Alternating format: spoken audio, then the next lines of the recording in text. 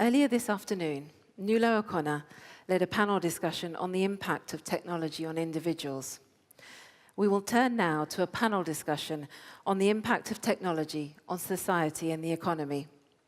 Moderating this discussion is Trevor Hughes, who is the President and CEO of the International Association of Privacy Professionals. Earlier this year, Trevor said that we're only now beginning to see the impact of a data-driven economy on society in ways that we may not be willing to accept. Please give a warm welcome to Trevor and his panel. Well, good afternoon. Good afternoon, good afternoon. My name is Trevor Hughes, and I am the CEO of the IAPP, the International Association of Privacy Professionals, and I am delighted to be here today. I am delighted to participate in this expression of the innovation and leadership of Giovanni Butarelli and his staff at the EDPS, and delighted to join an esteemed group of panelists, experts. And truly what I hope we can accomplish in this panel is to hear their voices, hear their perspectives, understand the point of view from their organization, understand their point of view on how this issue of data protection, how the issue of data affects society today. That's a very big topic, and we have quite a lot to cover. So we've chatted with the panel previously, and we're going to do quick introductions, and then I have a question for each of the panelists. We will have an opportunity to receive questions from the audience, so I hope you'll use the app and present us with questions. And then we do hope to engage a dialogue where maybe there will be some disagreement that breaks out, maybe there will be some points of view that are not consistent across the entire panel. I actually think that would be a very healthy thing for us to see happen. So, let us begin. Valeria. Hello everybody. My name is Valeria Milanes. I'm the Executive Director of Asociación por los Derechos Civiles, Association for Civil Rights, which is based in Buenos Aires. We work since 1995 in civil rights, but we started to analyze the impact of new technologies in these rights, on fundamental rights. So that's why we are here, and we work together with several organizations from Latin America also. So we can bring here an approach of the region. Thank you very much for having us here. Thank you.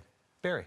Yeah, I'm Barry Lynn, and I'm the Executive Director of the Open Markets Institute in Washington. And we study the ways in which concentrated economic power affects us economically and politically. Excellent. Frederique. I'm Friederike Kalterenner from Privacy International. We work on corporate and government surveillance. We litigate and advocate for stronger protections around the world, and we research and investigate to hold companies to account. Excellent. Joe? Hi, I'm Joe Kanatachi, the United Nations Special Rapporteur on Privacy. And if there's anything with the word privacy around the world, it kind of falls into my dossier. So whether it's surveillance, as Frederica has said, or health data, or use of data by corporations, or privacy in children, and the whole host of other matters, it's my job to talk to governments about it, to build bridges between stakeholders, find out where the most urgent, pressing problems are, and come up with recommendations about trying to forge a way forward. Excellent. And Monique. Yes, good afternoon. My name is Monique Owens. I'm the Director General of BEUC, the European Consumer Organization. We are an umbrella for 43 national consumer organizations in Europe from 31 countries. And it's among our mission statements to defend consumer rights and promote consumer interest in the digital transformation. We work a lot with the other NGOs, and especially with the US organizations in the context of the Transatlantic Consumer Dialogue, TEC-D. Excellent. All right, Monique, let's start with you, and let's start with the individual. Now, many of us, almost all of us, have smartphones today. We are using technology actively. In fact, many of us love our technologies. How are those technologies empowering us, but also how are they creating risks for us? And tell us about how your organization addresses those. Mm-hmm. Well, of course, technology helps consumers, makes our lives easier. Sometimes life-saving, sometimes safer, sometimes funnier, sometimes exciting. But I would just like to spoil a little bit this tech party, because when I was preparing this intervention here, I said to myself, is it more an empowerment for me to have access to a smartphone, or was it more an empowerment for my mother to have access to a washing machine? I think it was really a life changer for her. Of course, I mean, we should not say, and it's the same for access to light bulb, access to the energy just by pushing on a button. And we take too many things for granted, and it's incremental. Of course, IT tech is incremental and brings a lot of benefits. But just to put that into perspective, it's not the first technology that has been improving people's life, but it also brings with its risks, and I would say that that makes maybe the difference with the other technologies is the level of vulnerabilities to which consumers are exposed with what's currently going on in the digital transformation. And certainly more than what my mother would be exposed to with her washing machine. And first of all, speaking about empowerment, we should not overhype the empowerment of consumers. And I'm sure that all of you have shared or are currently sharing my experience. I mean, the stress that you're exposed to because you're somewhere in a city trying to use a map on your smartphone and the battery is low. So is this a feeling of empowerment? No, it's a feeling of stupid reliance on a technology that does not really deliver the batteries that you need, you know? So there is still some work to do there. But of course, this is just an anecdote, but there are more fundamental risks that need to be addressed. For example, you have been talking about this the whole day, the permanent threat to privacy and to the protection of personal data. The loss of self-determination because of the manipulation that can take place when too many data are collected and being used to profile you. The risk of being locked into filter bubbles, into echo chambers. This is a consumer problem, but it's much broader than a consumer problem because it becomes a democratic issue. I mean, the whole fake news discussion is certainly linked to that, and it's really a risk of polarization of public opinion. The increased asymmetry of information. How can I, as a consumer, really fairly negotiate with a company that knows so much more about me than I know about them? Of course, the consumers being locked in, the network effect, the technological monopolies, and the risk of digital divide.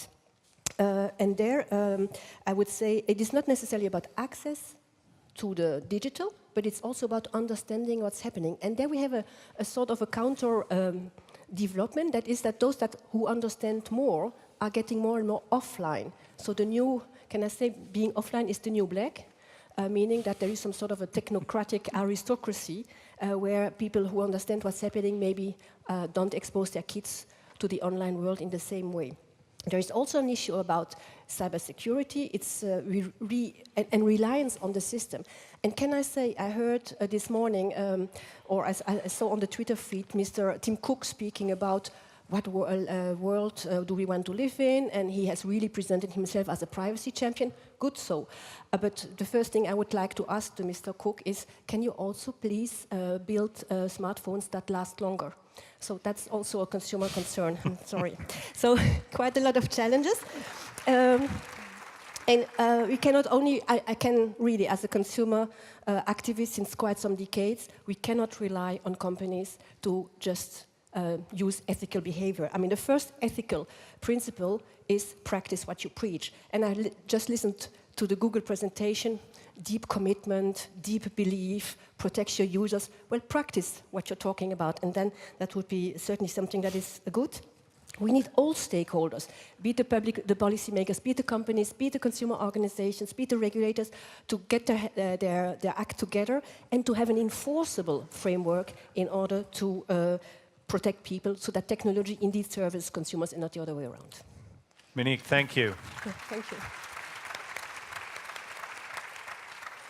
So Monique, you've given us a passionate presentation of many of the vulnerabilities and challenges, issues of filter bubble and digital divide, issues of self-determination, issues of battery life.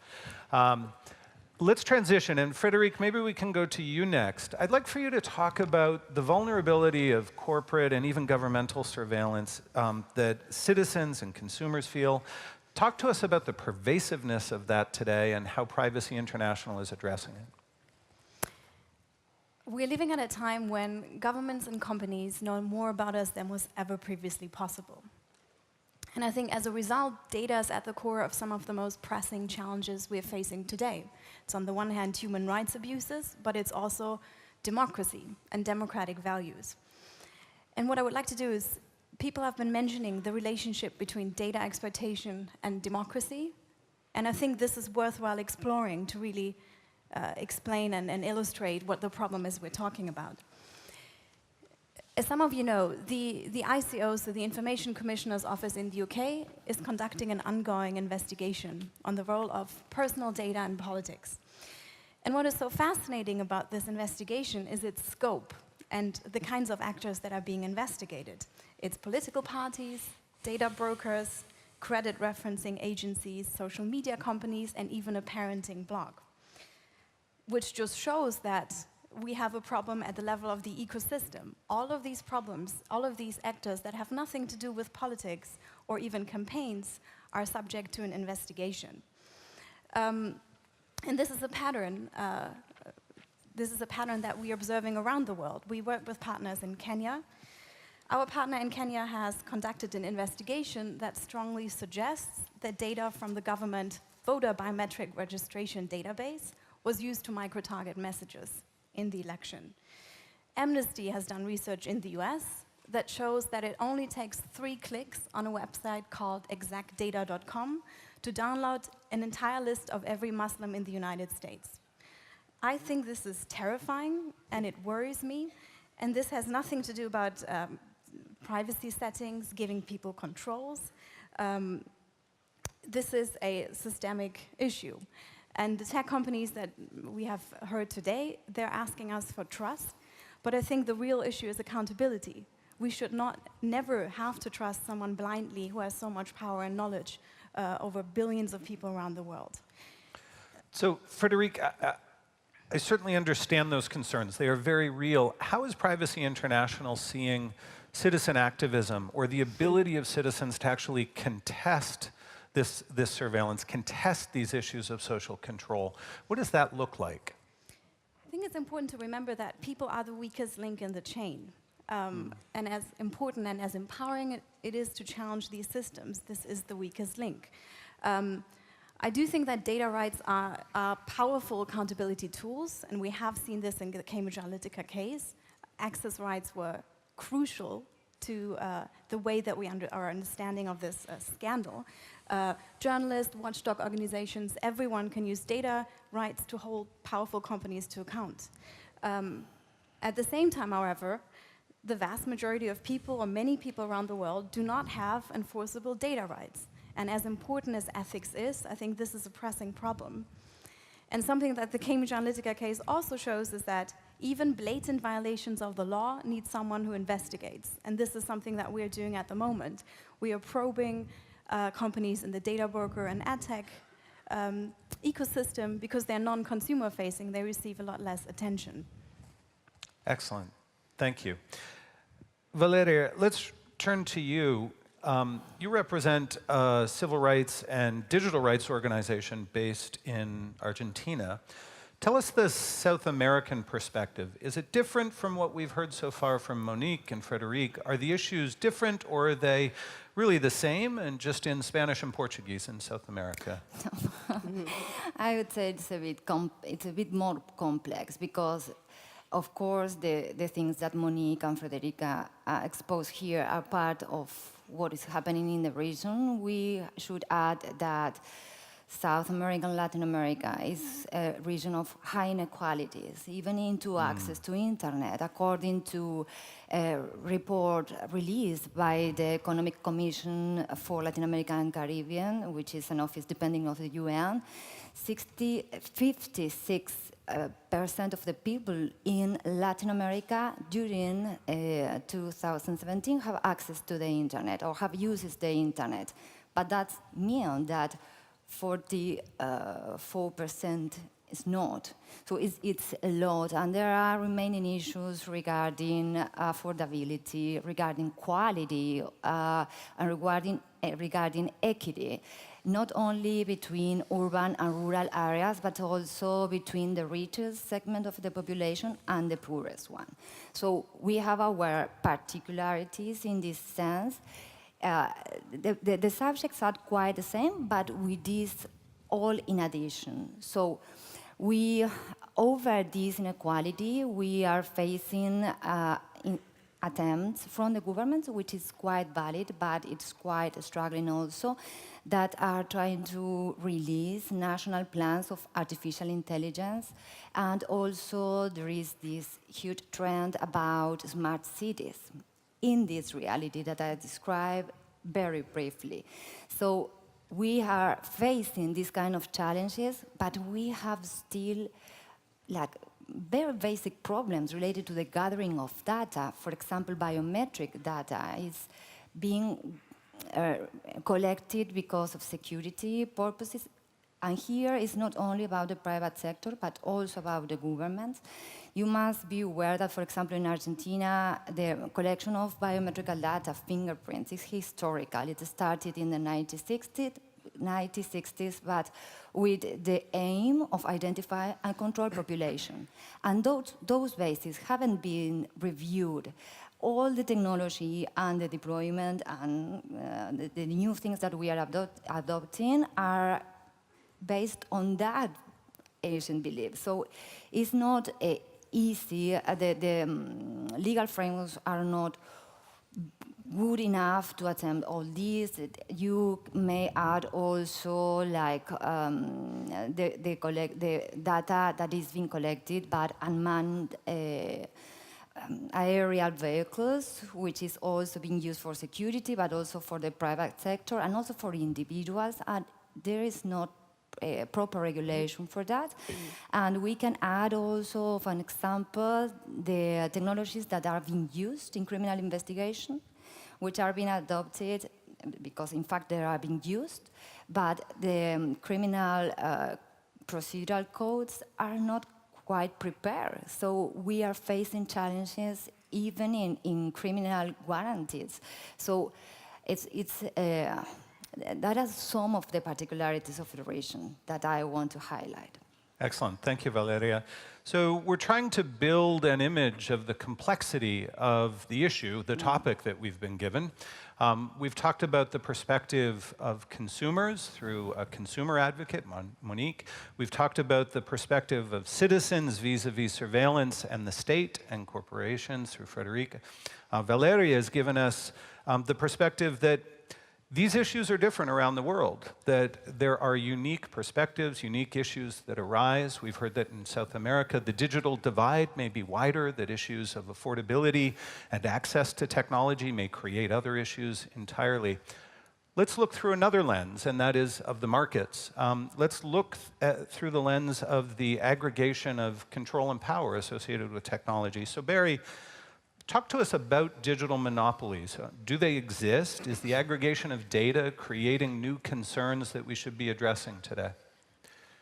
Yeah, thank you, Trevor. And it's a great honor to be here today. You know, I was deeply inspired by many of the things I've heard spoken here today and many of the people I've spoken with the last couple of days.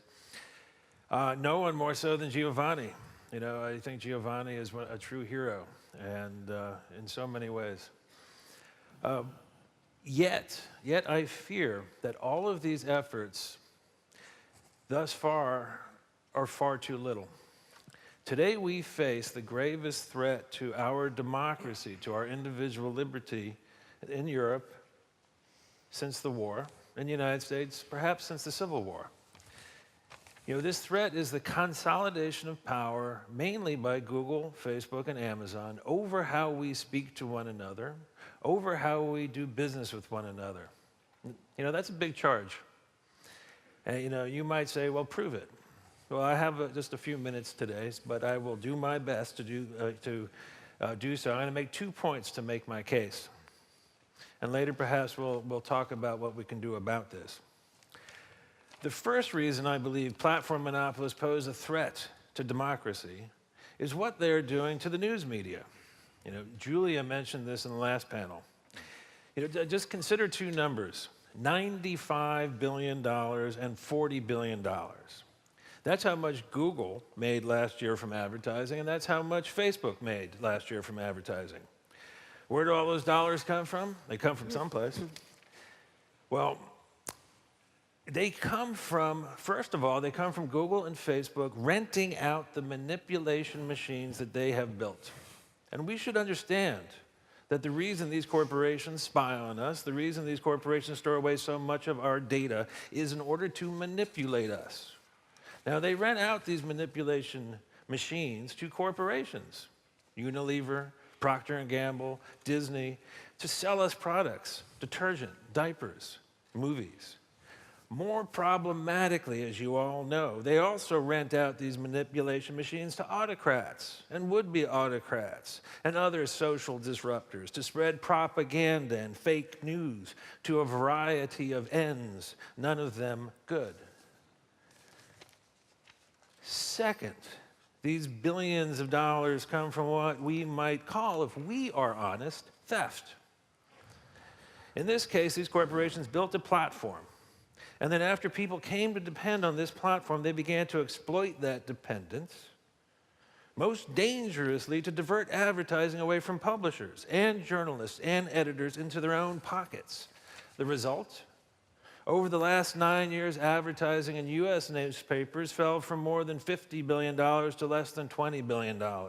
That translates into thousands of fewer journalists and editors on the beat. So I say democracy is in danger because the free press is in danger in America and in Europe, in dozens of countries around the world, and we cannot have democracy if we don't have a free and robustly funded press. Now, there's a second reason I believe platform monopolists pose a threat to democracy, and it's the way that they use their power to scare people. My old friend Nick Thompson, the editor of Wired, he wrote a feature on Facebook a short while back. This is the description that he published. Every publisher knows that, at best, they are sharecroppers on Facebook's massive industrial farm. And the journalists know that the man who owns the farm has all the leverage. If Facebook wanted to, it could quietly turn any number of dials that would harm a publisher by manipulating, there's that word, manipulating, its traffic, its ad network, and its readers.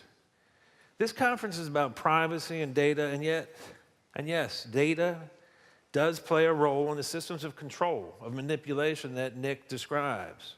But data is not the basic source of the problem. The basic problem is how we structure, or how we have failed to structure markets in the last generation. The basic problem comes from how we have licensed or failed to license monopoly corporations to behave. In this case, what we see here is this great mass of data. The problem is it's the combination of this great mass of data with monopoly power in the form of control over essential pathways to the market, combined with a license to discriminate in the pricing and terms of service. That is the problem. The result is to centralize the power, to pick and choose winners and losers.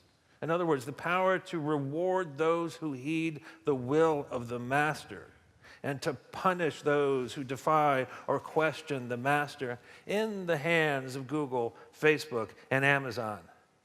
Let me say that again. It is the combination of this great massive data with monopoly power, with essential facilities, and with a license to discriminate, first-degree price and terms discrimination, that is destroying the rule of law in our society and is replacing rule of law with rule by power. Today in Europe, in America, our news publishers understand this. Our TV news producers understand this. Our book publishers understand this. Our reporters and authors and editors understand this. They all understand that someone, somewhere has the power to cut off their pathway to the market, and therefore they fear. So I also say democracy is in danger because we cannot have democracy unless every citizen, every one of us feels free to speak our minds always, always. And nowhere is this more true than with influential members of our societies, our reporters, our publishers, our authors, and also the executives of our big corporations and our banks, people in academia, people in think tanks. None must ever fear to speak their mind about power or anything else for fear of retaliation. as I do not need to remind my European friends, that way lies not democracy, but fascism. Tim Cook earlier today said, he used the word crisis. Amen.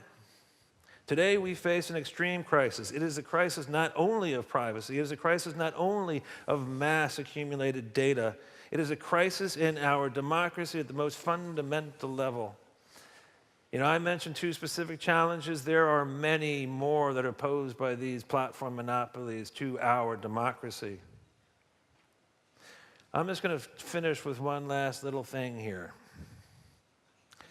We will master this crisis, absolutely. The people in this room and the people out in the rest of Europe and the people in the United States and the people all across America, from Argentina to India, we're going to master this problem. We will prevail over this concentrated power. We have all the courage we need, and we have every single intellectual and legal tool that we need to do it. We just need to do it. And we're going to do it. Anyway, thank you.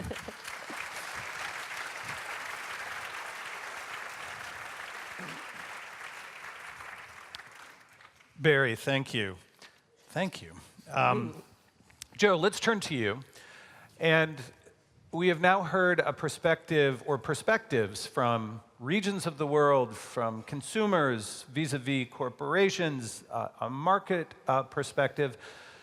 You are the UN Special Rapporteur for Privacy. You just shared with me that you spend over 200 days a year on the road, visiting countries around the world. I'd love to see your passport with all the stamps. No, it's personal data. I don't want to see your passport, Joe. But I'll trust that you travel around the world. I have to imagine that there are differing perspectives. I have to imagine that there are some people who are as passionate as your fellow panelists on this stage, and others who have very different perspectives about how to address data in society, data protection in society, and how to deal with the emergence of the digital economy. Can you give us a perspective of that global view? Yes, I will. And perhaps I should start with slightly disagreeing with Monique and her mother and her washing machine.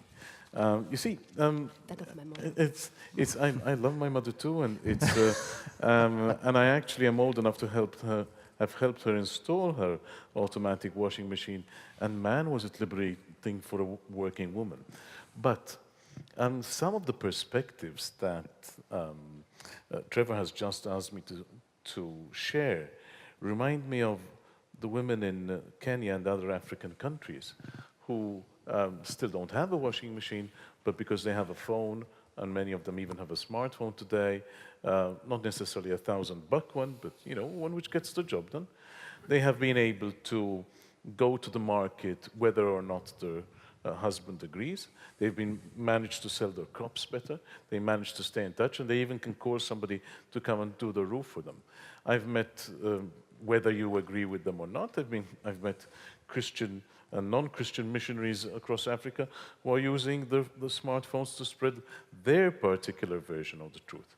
And if I go across to Aboriginal countries, I find Aboriginal women who are trying to use smartphones to have antenatal care for their babies, because in their particular state of society, they suffer twice the amount of natal deaths, premature deaths, than other women in society.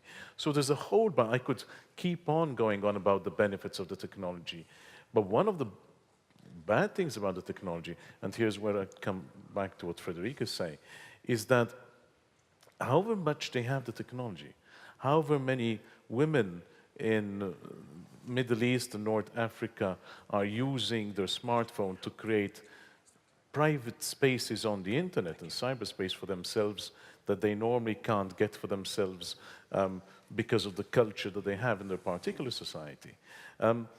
This is something which is common across the world, and that is people out there are not that conscious of all the digital footprints and digital fingerprints that they leave on the internet. So when you ask people, are you conscious of what you've left out there? Do you know what you're doing? The truth is no. The truth is we need basically a huge policy shift when it comes to education. So yes, of course, we're concerned about the law. A lot of the work that I deal with deals with regulatory frameworks, of course. But the law alone is not enough. We need radically revised educational policies which start educating our kids about how to behave on the internet, how to handle the internet, how to try and at least understand who is manipulating them, right? Or where the risks of manipulation lie. So to a certain extent, and this is risky business, you know, you've ever tried going into some of the countries in the world and telling them, you've got to start educating kids about the internet before you start on sex education. Sex education will land you in trouble. Never mind educating people about surveillance. Another issue which I think I'll bring up is the fact that I'd have to disagree slightly also with Barry that democracy is in danger, because for between 40 and 60% of the planet, democracy just doesn't exist. So it can't be in danger, right? Do you want, in order not to get an even bigger trouble than I normally get with some countries, but you know, think about some big countries. Do they have democracy? No. Have they built up a surveillance state which would have made George Orwell say, is this all I could have thought up in 1984? Because the surveillance state is much greater. And how do you deal with that? So not only are some countries which were previously champions of democracy now behaving as if they're ashamed of that heritage, but we have some countries where democracy doesn't exist and where the technology is being used in order to make sure that democracy never comes into play. And I think that's a very serious matter that we're looking at. Insofar as the things that we're dealing, Trevor, then there are some common things, right? I mentioned health before, but how do you use data which was originally collected for one purpose? How do you use that for health purposes, and do you do it within the way that some companies want that to be done, which is, come on the state, give me all the data you've collected, because I think I can make some money out of it. Or can you use that in a responsible fashion? AI is a great thing, but only if you use it responsibly. So we could, you know, go on for ages, but I promised you to only speak for 45 minutes. And the subject is huge, as you've said. The subject is large. And what we need, again, is not only resolve, but careful, ruthless dissection of what the problems are and where they lie, and then try to tackle them systematically. A lot of my work, as I said, takes also place not only with the stakeholders, but also behind the scenes, trying to see governments to see sense. I have spent about 35 years trying to see governments to see sense. I've somehow survived, but it's a very tough thing, because governments have their own agenda, and to get them to agree about anything, even a coffee break, sometimes is quite difficult. Though with civil servants, coffee breaks are quite quickly done. But when it comes to just putting clean common sense across, right? If anybody in this room, or indeed 7.3 billion people outside, have problems on the internet with their privacy and with their reputation, which are both parts of Article 12 of the Universal Declaration of Human Rights, or Article 17, where do they go to? What are the problems of jurisdiction? Are the governments interested in sorting out the problems of jurisdiction? And that's one of my key problems at this moment in time. But I stop there for now. Joe, thank you. So what a wonderful introduction to the complexity of the issues that we face here. I want to remind the audience that in the app, you have the ability to ask questions of our panel. I think those will be handed to me as they arrive. So if you do have questions for our panel, please use the app. We also have a question that we want to pose to you. So if we could bring that up on the screen, there it is. You can answer within the app, and then at the end of the session, we will be able to see the results from the room. I'm also going to be asking our panelists this same question at the end of the session, so we can see how they do as compared to the answers in the room, the percentages in the room. And the question, I think, has been raised already. The topic of our panel was to elevate to societal concerns. And we have heard those from the perspective of consumers, of citizens, of regions, of markets, and also as the globe as a whole. The question is about whether the tools that we have for managing data protection, whether they are sufficient for addressing those privacy concerns. Now, you heard Barry say that we have all the laws we need, we have the intelligence and the intellectual capital we need to go after some of these issues. I guess, do you agree? Are the laws that we have sufficient to address the major societal issues that are raised by our digital economy today? All right. To our panel, let's have a conversation. And I'd like to start with a question that I think each of you can answer in your own perspective. The name Facebook's been raised. Facebook has over 2 billion monthly users around the world. Most of the privacy professionals, the advocates, the regulators, the academics in this room have a smartphone in their pocket. We participate in the digital economy in very active ways. Don't we vote with our data? Don't we make decisions with our purchasing power? Are we not showing the marketplace and society what we desire as individuals? And I'm trying to be provocative here. Are we not showing society what we desire with what we do? And maybe, Frederic, you can start, and then we'll just let it go from there. Privacy is not about hiding. It's not the opposite of connecting. We all want to connect, and that's very understandable. I think it's important to take a global perspective to this question. Around the world, risks and harms are very unequally distributed. In many places around the world, Facebook is the internet.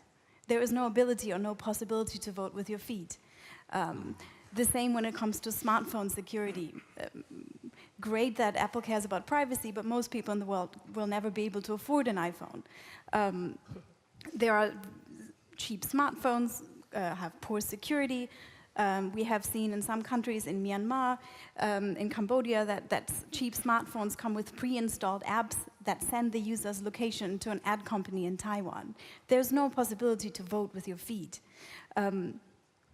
So I think it's like data exploitation for some people is baked into the infrastructures that they are dependent upon. Or take gig economy workers. These workers already live in a world that is fully automated, where their employer, who is not their employer, knows everything they're doing, and it's very difficult for them to ask for accountability. Interesting. So, Monique, do you agree with this? What about a market, say, for example, here in Europe, where there are many smartphones available, and some may have less use of data, better privacy protections, but are more expensive, and others are available to broader populations because of a lower price point? Is that not a valid choice for those consumers? Just because we speak about competition and markets, I really would like to put one point very straight, because I have heard this earlier this morning and this afternoon, speaking Google and Facebook about free services. In the Facebook-Google ecosystem, the consumer is not the client. The consumer that I'm talking about is the product. Your life is thinly sliced, repackaged, and sold in data to whoever wants to buy it. The least that they can do is that it's free. I mean, free monetarily, because you pay. So that's very important to say that. And by the way, Google has been speaking about users. They don't speak about consumers. They speak about users. Maybe it's not the people we think they are talking about. Now, coming back to your question about voting with your feet, of course, in a theoretical market, consumers are mobile, they are well informed, and they just choose depending on their preferences. But that's now not how it works in a digital market. First of all, they are not necessarily aware of competition, and also they are being locked into the system, into the information that is being provided to them, not spontaneously, but according to an algorithm that has been set. So what I would like to say, because I cannot speak for hours on that here at least, I would like really to call on the fact that, of course, some of the Google services or the Google environmental services or Facebook services are the most convenient ones. But another ethical principle could be privacy over convenience, and give some space to the competitors. there are alternatives to those systems that are available, but they should be known, they should be tested. And I'm now, in my own organization, really challenging my colleagues to go to the alternatives because they are more privacy friendly and they're also delivering good quality services. So I think as conscious consumers here in this room or privacy professionals, we really should go into the alternatives to really show that we are able to vote with our feet. So, Barry, I have to imagine you're in violent agreement with Monique. Is that right? Yeah, pretty much. And actually, I'll just tell a story. You know, last year when the Cambridge Analytica scandal was first breaking, I was at a major U.S. university, a very well-known university, and was talking to a bunch of the students there, and a lot of them were very proud of the fact that they had sort of canceled their Facebook, deleted their Facebook accounts, and they'd started new accounts on Instagram. And so I mean, the trouble with monopoly is that you just can't get away. There's just no way out. I mean, it just asks, it's like you can't go to WhatsApp. Snap is on its deathbed now because of, the way it's been targeted by Facebook. And it's also just unfair to ask people to move. If you have spent 1,000 hours building out your social network, if you spent 10,000 hours, like some people have, building out your social network, for any of us to come to you and say, oh, you should get off of Facebook, that's just unfair. You really are actually kind of an owner of Facebook at that point. You've committed so much of your time to Facebook. It's like we have to understand that these networks, they are communications networks, much in the way like AT&T was. And we have to treat them much in the way we used to do AT&T. These are utilities. And we are going to treat them as utilities. Excellent. Valeria, Frédéric raised the idea of the gig economy and people who work on a contract basis for many digital economy-enabled roles. Talk to us a little bit about the future of work. Talk to us about, particularly in South America, how that relates to the marketplace. Is it empowering people to find work, or is it trapping them into digital roles that they may not have otherwise wanted? Know that here I am able to provide a broader scope for further South America, because maybe you're aware Argentina has the presidency of the G20 group this year, so there were a lot of meetings, and we were involved in an engagement group called the C20, which put together a lot of civil society organizations, not only in digital work, but in a whole scope of subjects. And one of the main subjects for the Argentinian presidency was the future of work. So this was debating a lot, not only because the gig economy, but also the robotization and the automation of the processes. And the C20 made several recommendations for the C20 leaders, and I will highlight two of them because they are related with the subject that we are talking here. That one of them is the low skills of the workers. In global supply chains, especially for women, are most likely to be adversity impacted by the transition that is happening to the automation, to the robotization, and to the gig economy. But also one of the recommendations that the whole C20 made to the C20 leaders was to build frameworks that regulate the privacy and the protection of personal data of the workers, and establish public participation and accountability regarding the adoption of algorithm and artificial intelligence systems by the public and private sector. So I am quoting here a huge request of the international civil society community regarding this. So it's a risky zone because it could bring improvement, like I showed minutes ago, but if it's not proper thinking, the adoption of the technology could bring harm for employment, for non-discrimination, and for inclusion. Excellent. Joe, these are tough issues. And the issue of the digital divide, of data discrimination, digital discrimination around the world is emerging. We heard earlier today about the social credit system being used in parts of China. Talk to us about that digital divide. Is it widening? Is it becoming more exacerbated with the growth of technology around the world? Are we ending up with a system where those lines are becoming clearer and further apart? Or are there ways, like the examples that you gave of people using simple smartphone technology to enable better crops, better access to markets in developing economies? Are there lighter implementations of technology that are really showing the promise of the digital economy around the world? Or is it both? Well, I think that actually this is a discussion where, to a certain extent, we're all right, in the sense that you cannot talk about the benefits that smartphones or phone technology is bringing. I mean, we're talking about Africa, for example, where you have to remember that since 90% of rural Africa isn't even on the grid, on the electricity grid, many people have to walk for an average of 15 or 20 miles just to charge their phone. But the fact that mobile telephony is there rather than landlines has enabled them to access the internet and have lots of benefits where before they couldn't. But that dimension cannot be divorced from the one that Frederica brought up, which is they're not actually given the choice. Because in their markets, the companies, whether it's the phone companies or the app companies and other companies, are all competing with each other to make sure that they get the customer dependent on their product. So true choice in many countries does not exist, right? And therefore, to a certain extent, yes, Facebook is all they know in some countries. And it may be other companies, you know, in China it's not Facebook, it's called something else, but it functions in the same way. And actually, when you hook that up to other forms of systems like the social credit scoring that you were mentioning, things get even scarier.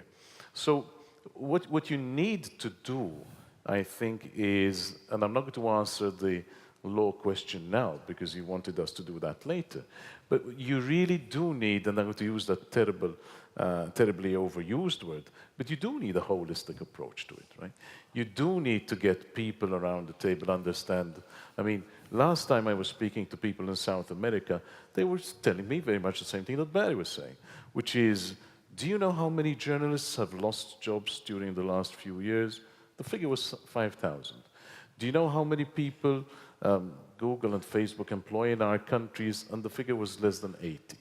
And they were coming up with these kind of economic arguments, which were related to freedom of speech and democracy, etc. So I think that this is where Albert Einstein comes to mind, when he says things should be made as simple as possible, but no more. We can't oversimplify the issues. The issues are complex, and because they're complex, we have to deal with them in a manner which befits that complexity. And we've got to call spades spades. You know, we have countries out there which try to tell us, but we love human rights, we respect human rights. Of course, try and say anything in that country, and what are the chances that you won't be sliced up in a consulate, or else find out, thrust up under a bridge in a river, or else shut up with a million others in what looks like a very huge concentration camp. So you have to keep these things in mind in order to understand the risks that people face and the way they try to handle those risks. Because we have countries where people change the very words that they're using in their conversation on average every 22 minutes in order to try and outrun the internet policeman that that country has applied to that system. In that country, they have 3 million internet policemen just keeping surveillance on that state. So it really depends on the country, on the region, and the problem you're trying to solve. Because we have to remember one thing too, it's not only majority concerns, it's also minority concerns. I was very surprised, but very happy when I got so many people from the LGBTIQ community, people who are trans, etc., who responded very positively not only to our work on privacy and personality and the development of personality, but also to our interest for gender. We have a consultation out at this moment in time on privacy and gender. And people are writing in from all over the world, but it's clear to see that there is huge interest and yet also a great thirst for knowledge. People want to know more about the risks, about the issues, about what is really happening. Because out there, the companies and the governments, both of them, let's remember, because Barry was talking about the companies, but the governments haven't been telling people all about what they can do insofar as surveillance is concerned. And to a certain extent, this brings into discussion, is there this great new military-industrial complex at work, but in a way which is more of the 2018, 2020 rather than the 1950s? All right, given the complexity that we've now presented, I'm beginning to think that we won't solve this during this panel. We're now going to move to the speed round. I think we have about 5 minutes left. We have 3 questions that have come from the audience, and so we're going to try and answer each one in 1 minute, because then we have to have our close with the question that we asked the audience. So, Monique, the question is to you. You cannot overhype consumer empowerment, but cannot leave some responsibility for ethical behaviors to companies. In your opinion, and in 1 minute, Monique, then who should safeguard the ethics in the digital world? Who should be the regulator of ethics in the digital world? Well, I don't know whether you can regulate ethics. I mean, ethical behavior is number one, of course, of any good ecosystem, but there should be enforcement. Enforcement should happen, and this should take place with the tools that we have in place, be it the courts, be it the authorities, be it the privacy regulators. I think what is missing maybe, and it's a little bit anticipating the question, it is political will and resources. You need to provide to the digital ecosystem the resources to enforce the rights that people have. Excellent. Thank you. Barry, we're going to start with you for this next question, and then I think we'll go to Frederic with the same question. Do you believe antitrust tools, as they exist today, competition law tools around the world, should be used to break up the aggregation of power that you described? You talked about these great aggregations of data and monopoly power. Do we have the right tools to address those concerns? Should we be using those tools to break up some of those aggregations of power? Yes. Okay, that was shorter than 1 minute. Well done, Barry. Thank you. Frederic. There are many countries around the world that do not have data protection or privacy laws, and the same comes to rules that govern or constrain government surveillance. So something we're doing in the UK is we're litigating, we're suing the intelligence agencies. That wouldn't be possible, and it's still a very tedious and slow process that leads very slow progress. So it's hard, is what you're saying. So it's I'm a tough saying, job. No, there are not enough tools, because globally there are not enough tools to hold power to account. But we still have to make sure that the existing tools are being enforced. And there's a massive enforcement gap when it comes to data protection, but also competition law. Excellent. Valeria, I'm going to turn to you for this last question, and then we'll go to our group question. To what extent does the company itself, the producer of the technology, the service provider, have to make a decision about the ethics in that technology? Are they the owners of the digital ethics within those technologies? Or is there some agency, some authority over those ethical decisions that needs to rest with the individual? Who owns digital ethics? Is it driven by the citizen, the consumer, the user, or is it driven by the organization, or is it a more collective societal decision? I'll give you 1:30, because that's a very tough question. Yeah, it's true. But I would say that if we are talking about ethics, it's a collective construction. I won't say that it belongs to any particular sector. Of course, everyone involved in the process should use and made ethical assessments, but I hear with what's said recently. Ethics, it's okay. We are willing to talk about ethics and push ethics so much as we can because they are imbued in the legal processes, in the legal systems, but first of all, the rule of law. So if there are, well, that's an interesting question also. If there are legal frameworks, first the legal framework, and then the ethical approach. That is Excellent. would be my question. All right, well, panel, we have come to the close. I think it's reasonable to look back over the last 25 years, or maybe even the last 50 years, and see a great body of data protection and privacy law. Laws in Germany, the United States in the 1970s, coming through many other laws around the world, the 1995 Data Protection Directive in the European Union, GDPR, and now laws in California, bills in India, new laws in Brazil. We are seeing a proliferation of these data protection laws. And yet we've just gone through a panel where we've addressed many other concerns at a societal level. Issues of monopoly power, issues of digital divide, of consumer rights and privileges, issues of democracy and free elections. Do we need a new era of digital laws? Do we need new classes of laws?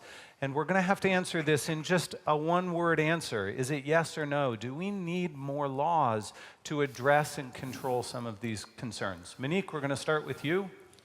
It's unfair to only be able to say yes or no. I would say yes. Yes. Joe? Yes, we need many more data protection laws, and 100% of the countries on the planet need much tougher laws which also cover surveillance. It isn't only GDPR, it isn't only laws which cover companies, but laws which also cover surveillance, both domestic and foreign. And I agree with that. Excellent. Barry? Once we understand that Google, Facebook, Amazon, Uber are the communications monopolies, network monopolies of our time, the railroad network monopolies of our time, and we go back and rummage around in the toolboxes that we use to regulate the communications networks of the past and the railroads of the past, we find everything that we need. Barry, thank you. Valeria? I would say yes, but not rash and unthoughtful legislation, because that could be dangerous also. So with proper diagnosis and evaluation and participation of all the sectors, yeah. I would say Okay. yes. So we have a yes, a yes, a yes, a no, that we have the existing standards we need, and a yes, but. Well, it turns out that our audience said that 86% said that we do need new policy structures, that that the policy structures we have are not sufficient, and 14% said that they were.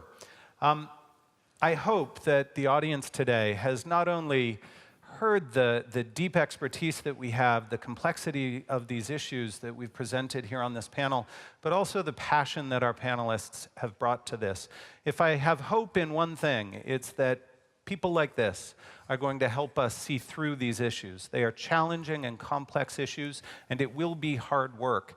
And through the work of experts like these, I think we will arrive at better answers. So please join me in thanking our panel, and thanks to all of you.